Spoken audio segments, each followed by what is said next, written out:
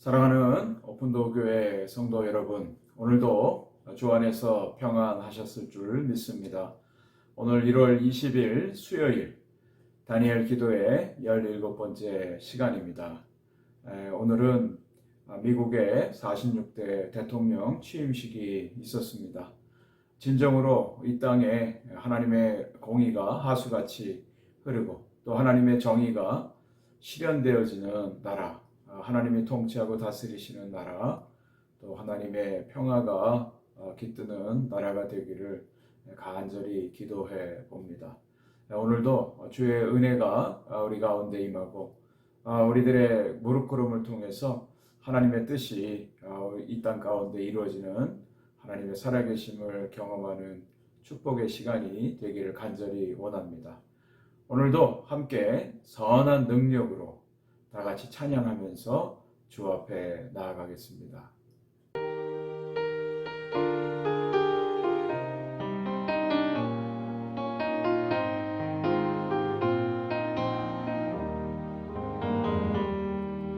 그 선한 힘에 고요히 감사하여 그 놀라운 평화를 누리며 나 그대들과 함께 걸어가네. 나 그대들과 한 해를 여네. 지나간 허물 어둠에 날들이 무겁게 내 영혼 짓눌러도 오 주여 우릴 외면치 마시고 약속의 구원을 이루소서. 그 선한 힘이 우릴 감싸시니 믿음으로 일어날 일 기대하네. 주 언제나 우리와 함께 계셔. 하루 또 하루가 늘 새로워. 주께서 밝히신 작은 촛불이 어둠을 헤치고 타오르네. 그 빛에 우리 모두 하나 되어 온누리에 비추게 하소서.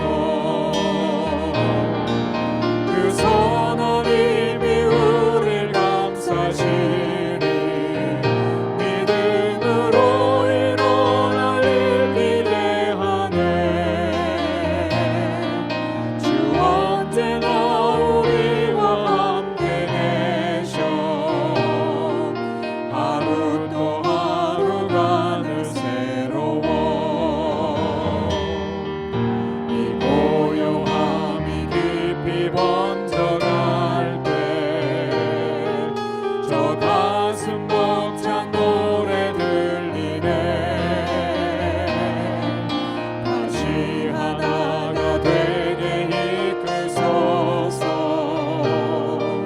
당신의 빛이 빛나는 이 밤. 그 선한 힘이 우릴 감싸시니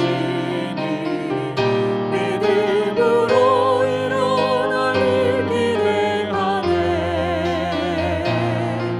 주 언제나 우리와 함께 계셔. 하루 또 하루가 늘 새로워. 하루 또 하루가 늘 새로워.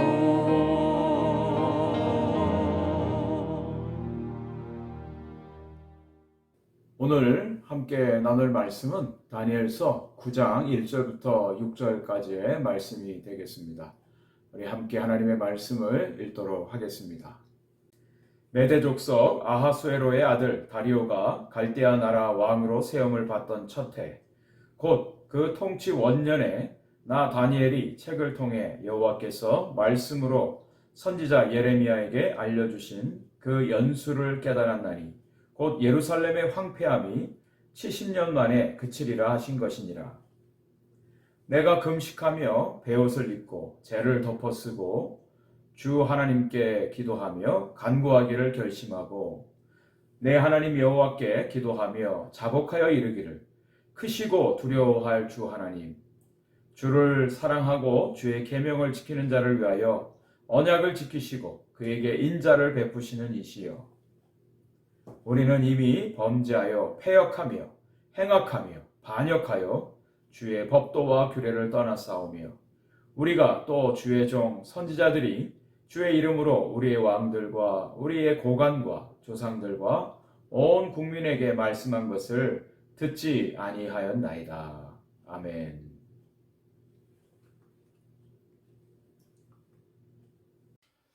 코로나로 인해서 여러 가지 일상이 막히고 급격한 삶의 변화를 겪고 있는 우리들의 삶이 벌써 1년 가까이 되고 있습니다.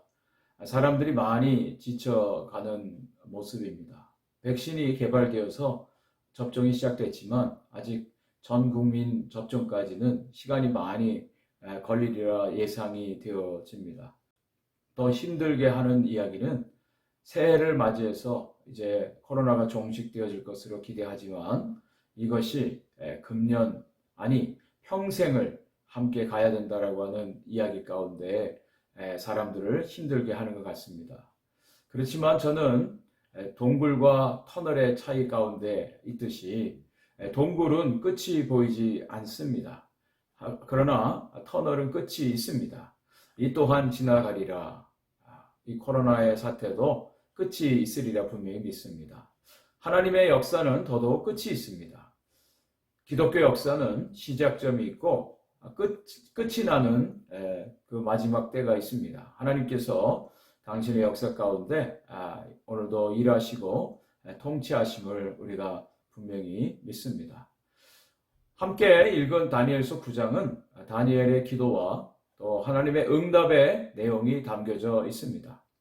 다니엘은 8장에서 앞으로 일어날 세계 열강의 모습들에 대한 하나님의 계시를 환상을 통해서 보았습니다. 그 환상을 보고 그는 놀라서 알아눕기까지 했습니다. 이스라엘 백성들이 여전히 고난을 당하고 있습니다. 그리고 앞으로도 펼쳐질 그 역사 가운데 이스라엘 백성들은 여전히 고난의 중심에 있어야 되는 그 모습을 볼 때 다니엘이 알아서 누울 수밖에 없었다라고 하는 것이죠. 오늘 다니엘이 기도한 이 내용의 역사적 배경은 바벨론이 멸망을 당하고 메대가 일어나고 다리오 왕이 통치하는 첫 번째 해에 다니엘에게 일어났던 사건입니다. 이 다리오 왕은 메대의 첫 번째 왕입니다. 페르시아의 왕인 고레스의 장인으로 고레스에 의해서 바벨론 지역을 다스리도록 위임받은 섭정 왕이었습니다. 다니엘 6장에서 다니엘이 사자굴에 들어가는데 또 결정적인 역할을 했던 사람이 바로 이 다리오 왕이죠. 다니엘이 예레미야가 쓴 하나님의 말씀을 이때 깨닫게 됩니다. 그 예레미야서의 말씀에 의하면 이스라엘 백성들의 포로 생활이 70년 만에 끝나고 예루살렘이 회복될 것이다 라고 하는 말씀이었습니다. 실제적으로 예레미야 선지자가 예레미야 25장과 29장에서 이스라엘 백성들이 포로로 끌려갔지만 70년 만에 예루살렘으로 돌아오고 또 예루살렘이 회복될 것을 예언해 주었던 그 글이죠. 다니엘에게 있어서 너무나 소망적인 그런 말씀이었습니다. 70년 만에 그가 고국으로 돌아갈 것이다 라고 하는 소망의 메시지였습니다. 다니엘은 BC 605년에 바벨론의 포로로 끌려왔습니다. 그때가 10대 때인데요.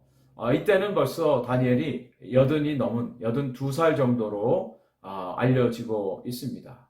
68년 동안 바벨론에서 포로 생활을 했던 것이죠.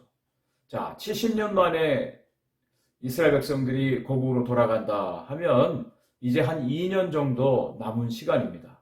한 2년만 견디면, 2년만 버티면 이스라엘 백성들이 고국 이스라엘로 돌아가게 된다라고 하는 것입니다. 자, 하나님의 분명한 뜻을 다니엘이 깨닫게 되었습니다. 얼마나 기쁘고 또 감사한 일인지, 또 그 마음속에 소망이 생기는지 몰랐을 것입니다. 자, 그런데 다니엘이 기도한 내용을 보니까 우리의 예상과는 전혀 다른 내용이었습니다. 다니엘은 고국으로 돌아갈 때 무사히 아무 일 없이 돌아갈 것을 위해서 기도하지 않았습니다. 돌아간 뒤에 모든 열방으로부터 이스라엘 백성들을 보호해 주시도록, 구원해 주시도록 그런 기도를 한 것도 아닙니다. 이제는 더 이상 고난 끝, 행복 시작, 안전하고 평안한 삶을 위해서도 기도하지 않았습니다. 다니엘이 기도한 것은 하나님의 뜻을 분명히 깨닫고 다니엘은 하나님 앞에 기도하기로 결심을 합니다. 일반적으로 우리가 기도할 때는 하나님의 뜻을 모를 때 기도하죠. 하나님 뜻이 무엇입니까? 가르쳐 주십시오. 그런데 오늘 다니엘은 하나님의 뜻을 분명히 깨닫고 나서 기도를 하기로 결심했다라고 하는 것입니다. 그런데 그 기도의 내용도 우리의 예상과는 전혀 다르다라고 하는 거죠. 다니엘은 금식을 하고 베옷을 입고 재를 덮어쓰고 하나님 앞에서 자복하며 기도했다고 오늘 성경은 기록하고 있습니다. 무엇을 말합니까? 회개의 기도를 말합니다. 참 이상한 것 같습니다. 분명히 하나님께서 이제 회복을 말씀하시고 이스라엘 백성들이 옛날 고국으로 돌아가는 정말 소망스러운 그런 때인데 다니엘은 오히려 하나님 앞에서 자복하고 회개하는 기도를 드리고 있는 것입니다. 다니엘은 크시고 또 모든 일을 행하시는 신실하신 하나님 앞에 기도합니다. 하나님을 사랑하고 그 계명을 지키는 자에게 언약을 지키시고 인자를 베푸시는 하나님께 기도하고 있습니다. 그런데 그 기도의 내용은 자신들의 죄, 자신들의 조상의 죄를 철저히 하나님 앞에 회개하는 기도였습니다. 이러한 비슷한 기도를 한 사람이 바로 느헤미야죠. 느헤미야도 포로로 끌려와서 그 나라에서 고위직에 있었던 사람입니다. 그가 하나님의 뜻을 깨닫고 이제 예루살렘 성벽을 건축하라는 그 명령을 듣게 되어지는데 그가 가장 먼저 기도한 것은 자기와 자기 조상의 죄를 회개하는 것입니다. 다니엘도 역시 마찬가지입니다. 이스라엘 백성들의 죄를 하나님 앞에 고백하면서 하나님이여 우리가 범죄하였나이다. 우리는 패역하였습니다. 우리는 행악하였으며 하나님 앞에 반역을 행했습니다. 우리가 주의 율법의 말씀을 듣지 않았습니다. 선지자들이 경고하고 말씀했던 하나님의 말씀을 듣지 않았습니다. 이것을 회개합니다. 이런 기도를 드리고 있습니다. 또 하나님께서 범죄한 이스라엘 백성들에게 심판으로 바벨론의 포로로 잡혀온 이 모든 것들은 하나님의 공의입니다. 라고 고백을 하고 있습니다. 그리고 이 모든 일들로 인하여 자신들의 수치됨을 주 앞에 고백합니다. 하나님 앞에 왜 이런 어려움을 주셨습니까? 불공평합니다. 불의합니다. 하나님 앞에 따지거나 또 하나님 앞에 불평하거나 컴플레인하지 않았습니다. 이 모든 것들이 자신들의 불순종이요, 자신들의 범죄 때문에 이루어진 하나님의 공의의 심판임을 그가 고백을 하고 있는 것입니다. 그리고 자신들이 당하는 이 모든 고난은 하나님께서 이미 율법에 말씀해 주신 대로 이루어진 것임을 고백하고 있습니다. 그 이야기는 이스라엘 백성들이 하나님의 뜻을 알고도 하나님의 법을 알고도 의도적으로 불순종함으로 하나님의 심판이 이루어졌음을 고백하는 것이죠. 하나님은 공평하시다라고 하는 겁니다. 이 모든 것들을 다니엘은 하나님 앞에 고백을 하고 있습니다.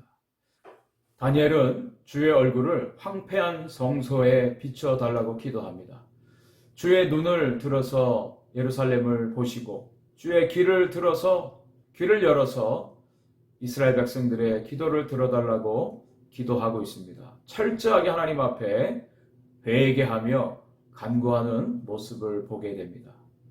이것은 우리에게 귀한 기도의 교훈을 보여주고 있습니다.